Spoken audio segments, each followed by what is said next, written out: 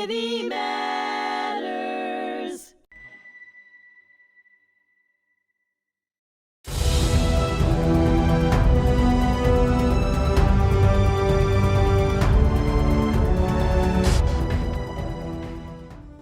This is Alan Mindel with Influential Origins, and this is our second episode with Abraham Hamra. Abraham, it is, again, such a pleasure, and we get now to move on from the hell that was the regimes of Syria and the beautiful history that Syria was, to then, you know, like every other Syrian I ever knew, moved to Brooklyn, and then the life you built in America and becoming a lawyer, and kind of how you got from there to kind of how the world is exploding around us, you know, where we went from the golden age of Jews here in America and what's going on today. Right. So, you know, right when I became an attorney, I went into litigation. I was starting to say I couldn't get a job anywhere. So I went to my dad and I'm like, what do I do? Yeah. I have a kid on the way. I was married. I'm insane.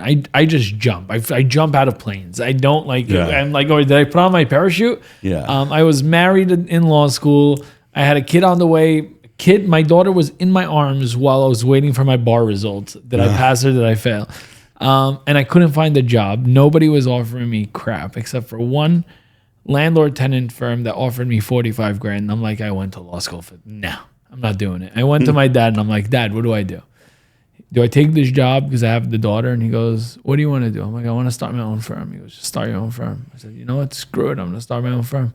And I went straight. I hung my own shingle. 10 years of litigation, did everything from criminal defense to commercial litigation, overtime defense. I ran the gambit. And then one day I was just driving back. I was doing a project, a flip in Philadelphia. I wanted to get my hands into that business. Years down, it was 2020, 2021. I'm driving back from Philadelphia and I hear about a kid named Joey Borgen, who was walking with a yarmulke in Times Square, and it was during a protest during the last Gaza war. 5 Palestinian kids brutally beat this kid into a pulp. They send him to a hospital. They use weapons to beat him. It's all on tape. It's documented. It's filmed. Right. There's no disputing the facts of it. The facts are as clear as day. Right. They catch, I think, 1 or 2 initially of the perpetrators. They take them to Skirmahorn, the criminal courthouse in Brooklyn. No cash bail. Everybody's released with nothing. No bail, no issues, ROR. For something that should have been charged a hate crime. Absolutely. Which is never the thought of the no cash bail system, but they pushed it through anyway. Yep. And the most disgusting thing is this individual in the jail cell, while he was in the holding cell, was telling somebody he'd do it again. Got no cash bail, released. As he walked out of the courtroom, his friends threw him over their shoulders, hailed him a hero, and people were clapping for this individual, this criminal who not just for beat a innocence, kid. but to thank him, cheering him, hero, cheering the assault and battery of a Jew. Yes, that was the win. Yes, and the case was transferred. It went to DA Alvin Bragg's. Right. So it's transferred to New York County. And DA Alvin Braggs was about to give them basically a slap on the wrist, probation, 6 months probation, go home. At that time, I'm like, I can't stay silent. Like, I can't possibly, in good conscience, stay silent. I was assaulted in Syria, and my mom had no choice. The Mukhabarat wasn't going to do crap. But we're in the United States. You had no rights. But here you did. We did. And we do. We still do. Right. And I'm like, if I'm silent now, then shame on me. Right. Shame on me for being displaced in the future because of this this is the moment where you either speak up or you're going to deal with the consequences. The promise of America is that that's not supposed to happen. Absolutely. Because if we're all equal under the law, we're equal for its benefits and its deterrence in the same way. Absolutely. And there was no justice for a Jewish guy who got the crap kicked out of him in broad daylight through it, or in the ability to be seen, videoed, and the person who did it was a hero. Heroes. And there was going to be absolutely no consequences for it. Absolutely. So I reached out to the kid that was assaulted. His name was Joey Borgen. And I spoke to him and I said, listen, I want to start a petition for you. I want to push the federal government to take this case on as a federal hate crime. We have federal hate crime statutes. Right. There's no reason why this can't be charged as a federal gang hate crime, especially with 5 people hitting you, assaulting you at once. Right. So I started that petition. I got maybe 15,000, 20,000 signatures. Wow. I met with the civil rights, the Department of Civil Rights at the DOJ, the head. I continued pushing. The feds didn't pick the case up, but there was such a campaign of pressure built on Alvin Braggs and on the governor that the plea deal that these people were offered was withdrawn. Okay. And eventually, throughout advocacy, advocating, talking about the case, and really pushing, the DA did not give them a slap on the wrist. And they got serious time, not as much as I wanted them to get, but they got serious time. 6 years in jail, 5 years in jail for this vicious assault. And I just continued advocating with my business. I have my not immigration at that time. I had my litigation firm. Right. I just purchased my immigration practice at that point. I had both struggling. Right. And I was speaking out. I was going to be an activist. And so I started really talking out then. For between 21 to 23, I had maybe 2,000-3,000 followers. Nobody, right? And it doesn't matter to me. Like, I'm just doing it because it was in your heart. You saw it, and it mattered. Yeah, right. Like the follower count I never really cared. Do you want to follow? You were a lawyer that was doing something that you thought was right, right, for the American dream that you bought into when you came. Absolutely. Here. Yeah. But then eventually, in 2023, I started getting really into it. And so I decided, I'm like, I'm going to concentrate a little more on this. I sold my litigation practice to one of my associates. I wouldn't recommend other people to follow my footsteps. But I had my immigration practice and I went there full time. And I devoted more of myself to advocacy because I really did believe in it. I really saw things going the wrong way for us. And I personally didn't want to immigrate out of this country. I don't want to subject my kids and myself. And like, how many generations of Hamras have to sacrifice their lives? From my father who sacrificed his future at 40, now I have to sacrifice my future at 40 with 4 kids. Like, I'm not doing this. I'm going to fight here where I have the rights to fight. I'm not running. Because that's the pattern, right? Because, here we are in a Holocaust center, right? And, for my parents' families, right? Because my parents were kids, really, or teens when the Holocaust occurred, but they grew up under the scourge of anti-Semitism exploding in Europe. When Germany, pre-Hitler, was considered the Weimar Republic was considered this bastion of democracy and civil rights and culture, and there was this great life that German Jews thought they had, and they stood by and watched it fall apart. And it's a pattern. It's not something new.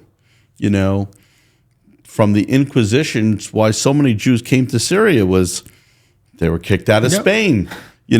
We have a map in this museum where it shows all the different places where Jews were, where they had made a nice life, and then it disappeared, right? And so then here America, where the most rights are given, and then we feel it. We feel that those rights are slipping away. They're under attack 100%. In a way, just like it had happened so many times before. And so I don't want that. I don't want to expose my kids to that. And I wanted to continue, but I just started speaking, and then the war broke out October 7th. Yeah.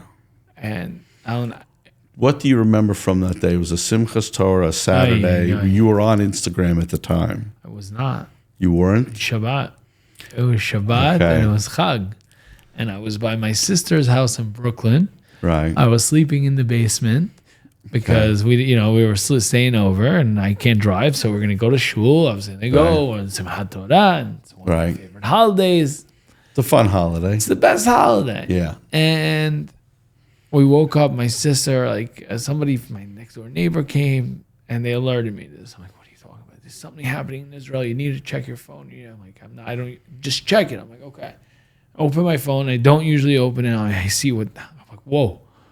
Right. Whoa. And the woe is for people who forget or didn't see it or weren't on that line was the terrorists were filming on Instagram and social media the beatings, murders, tortures of their victims on October 7th. Yeah. So all those people who say it never happened, they all had it on their feeds on social media that day. Bragging about it in live real time. Yeah, absolutely. And the woe at that time, even when I went to shul that day, I think the reports are first coming out. It was like 50, maybe 100 people in Israel were killed. And everybody's like, oh my God, 100 people. And I'm like, I remember telling my wife, I'm like, there's no way it's stopping here. This is a multi-hundred people are going to die from this. Massive I couldn't have expected 1,200. Like, it was such a shock to the system. But I'll tell you, and I don't know, I kind of feel guilty for feeling this way and having this reaction. But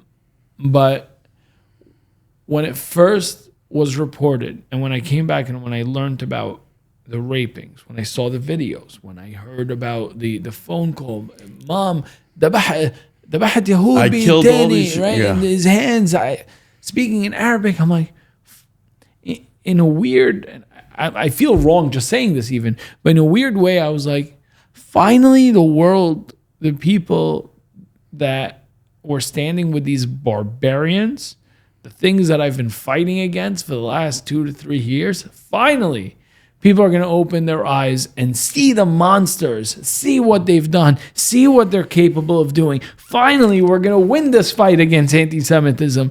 And that's the logic that was going through my head. And that was an insanity. It was the opposite. Right. It was the exact opposite. I could have never expected that. Right.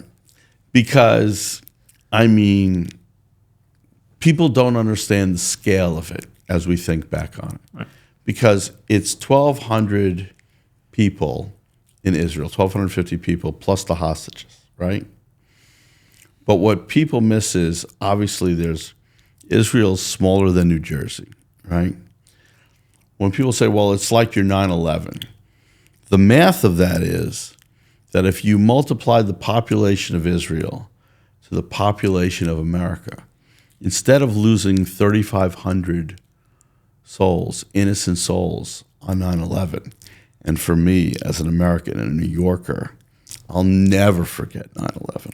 I'll never forget where I was, you know, and I'll never forget what that did. And we were all one people. It wasn't just one group that was attacked. It was Americans that were attacked, meaning Jews, Christians, Muslims, white, black, men, women, old, young.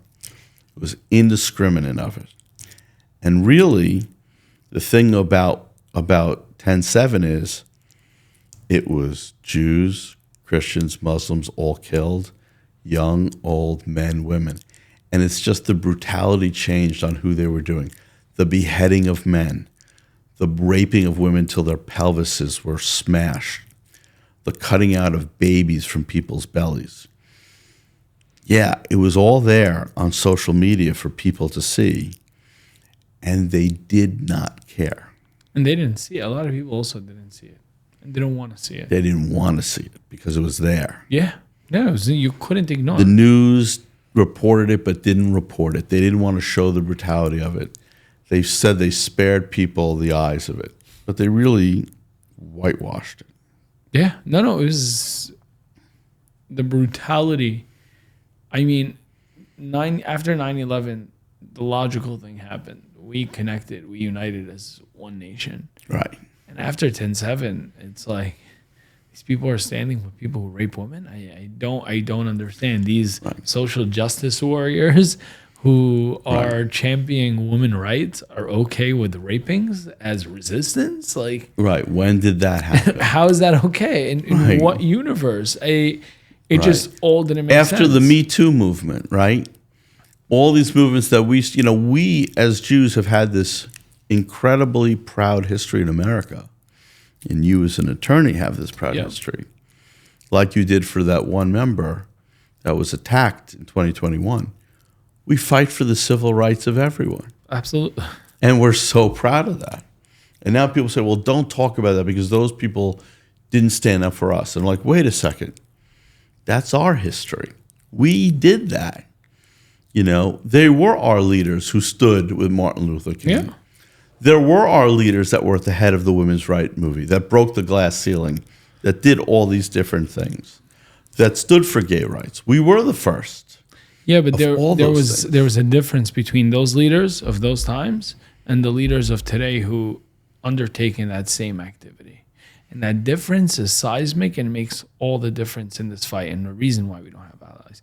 Back in the day, the rabbi that marched with Martin Luther King made sure he had a kippah on, made sure he had his talit on, made sure that everybody knew he is a Jew and he is marching with his black brother. Right. Everybody knew he was a proud Jew. It wasn't about Jewish civil rights, but when a random black person sees this Jew and understands this guy's a Jew and he's marching and he's leading, there is an instant, I don't have to tell you, you must support me. There's an instant brotherhood that connects us and you're going to support me.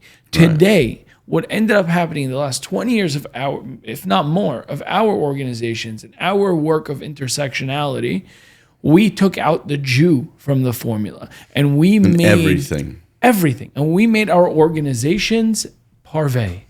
They're open for everybody. It doesn't matter.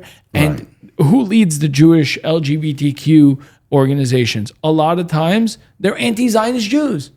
Right. No, that's not how to get intersectional. We want that. We need to start creating these organizations. And I was having a conversation like, how many federations did we donate to the YMCA? I'm like, I don't know. Why don't they put a Magen David on every building they donate to? Right. Why are we not starting organizations to fight slavery in Mauritania, for instance, and not talk about Israel, not talk about Gaza, just fight slavery in Mauritania, have the leaders be openly Jewish, put on a kippah, put on a Magen David, and just stand for that one thing, fighting against the slavery in Mauritania. I fight for it. I represented escaped slaves in asylum courts here in America. Right. Why the heck can't we start that type of organization, recruit the African Americans, recruit black people to join that organization to fight the common battle of ending slavery in an African country? Right. Which goes on, by the way, today. Right. We're not talking about history. Oh, you're talking about ancient history. Right now, today, as we're having this conversation, there's a live slave trade in North Africa. I had without disclosure, I had a client who escaped, and they would tell you it is brutal. I mean, his best friend tried to escape before him, and he was caught by the police in the town that he was escaping. He was escaped the house of his slave owner, caught by the police, and returned to the slave owner by the police, by the way. Right. And his friend was hung in the slave owner's courtyard to send a message to the other slaves of don't you ever even think of escaping. Right. That was when my client decided, like, I'm out, and just escaped. But I was in shock. I couldn't believe I was sitting in front of somebody that was telling me these stories. I'm like, are we talking about the early 1800s? And like, now? Right. Are we talking about right now? Like, he's like, yeah, look. And he's showing me the scars. And I'm like, right. I can't. And how is it that we put on the news and the stupidest stories are on every time, right? Or they'll say there was a famine in Gaza when you see videos of fat people saying, where's the food? And there's like, you went to visit in Israel, tons and tons of food, right? I went into Gaza. You went into Gaza. Yeah. Tons of food sitting there, right? Thousands of pallets. Thousands of pallets, right? Going to people to bring food to the greatest soil that Israel has. It once presented like 13% of all the commerce was the agriculture coming out of Gaza, right? I mean, apple orchards, flowers, anything you could imagine growing there, right? And this is the story on the news. Even though the rates are not even close to famine rates, the death rates are a fraction of what they were in Afghanistan and Iraq, but it doesn't matter because the story was written and the facts be damned. Absolutely. And then now people just sit down and they're still talking about Gaza while, we're sitting here and Nigerian children were just kidnapped. Yeah. Yesterday, their crime was being Christian. Right. That was their crime. Yeah. And no one says, well, we should deal with that. They don't care. They don't care. And I ask them why. I do a lot of these debates. Right. And I when I get a black individual wants to debate me on Israel, Palestine, Right. You're doing a lot of great work for the Islamists that are selling black people. But what are you doing for the black people that are being sold by Islamists? And they tell me, what are you talking about? Right. They simply don't know. A lot of these people don't know. Right. And it's such a strange phenomenon for us because we live in an age where everything is known to you instantly. ChatGPT, Google, whatever. It's at your finger. The whole world is at your fingers. And we have never lived through an age where our population was dumber in a certain way. Because, we used to trust, whether it was Walter Cronkite or Dan Rather or Tom Brokaw, my age, journalism was so important to America's formation, right? Who, what, where, when, why, and the journalistic integrity that went into it. And there was a responsibility to tell the truth.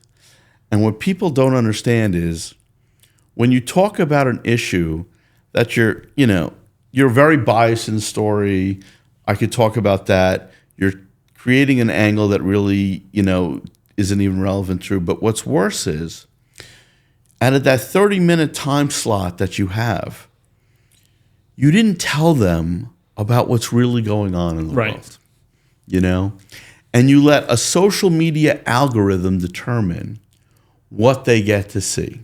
Whether they want to see 1 million videos on cats or 1 million videos showing that Jews are terrible people. Right.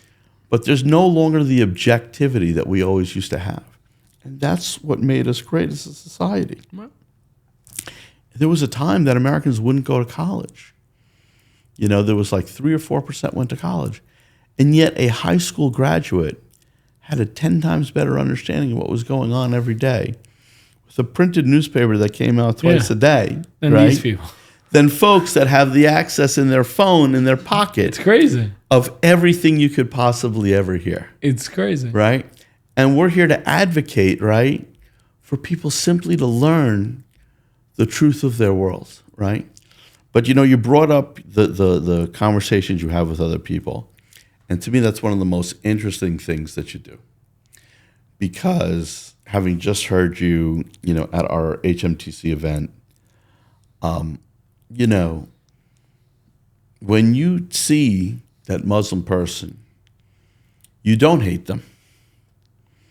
Because, there's a kinship to humanity. Right. And you hit it on the head. They don't even know how they're being manipulated. Right. So they're a victim themselves. They just don't know it. They're a victim of misinformation. And I have a 3-step process.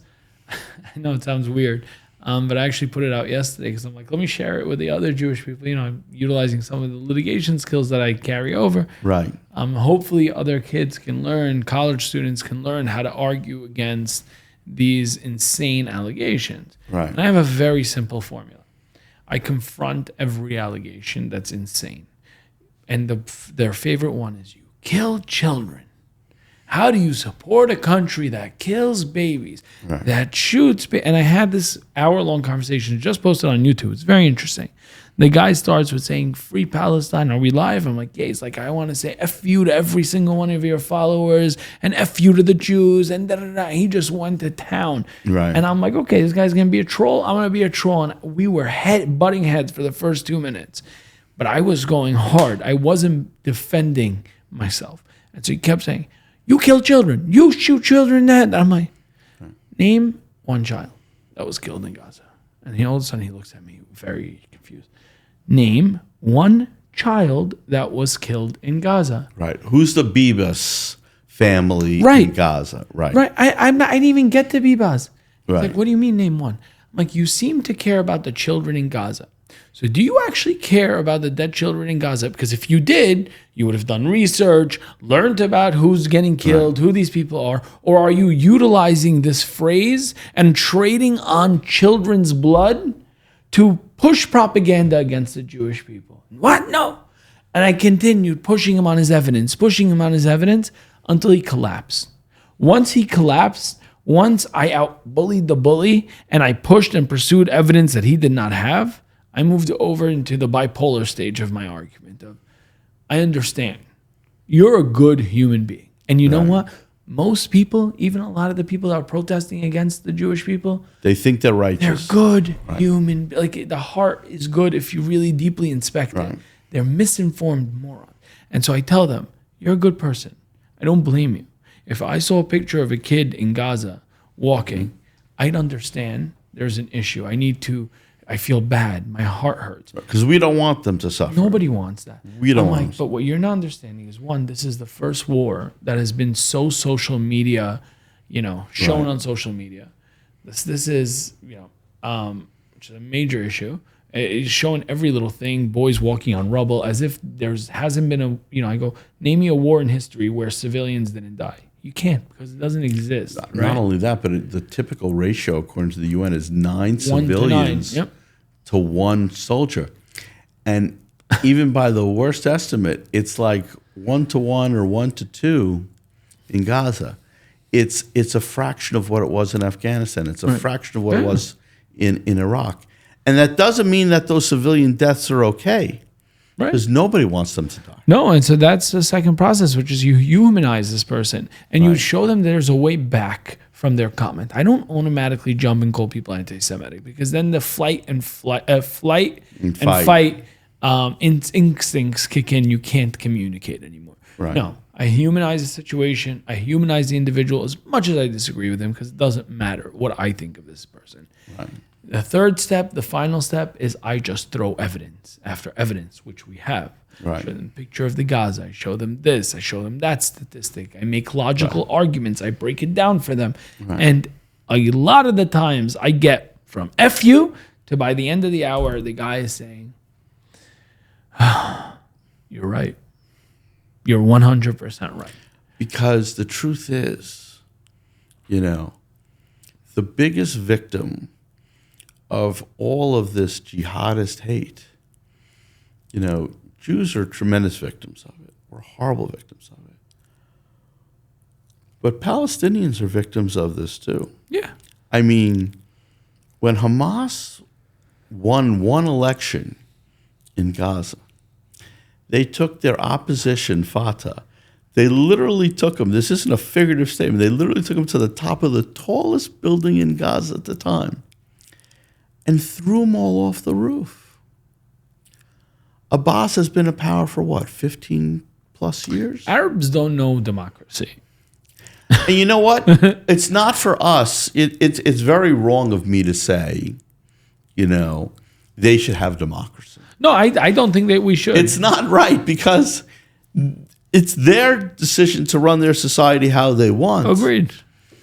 But they should know what's going on, Yeah. They should have the freedom of it.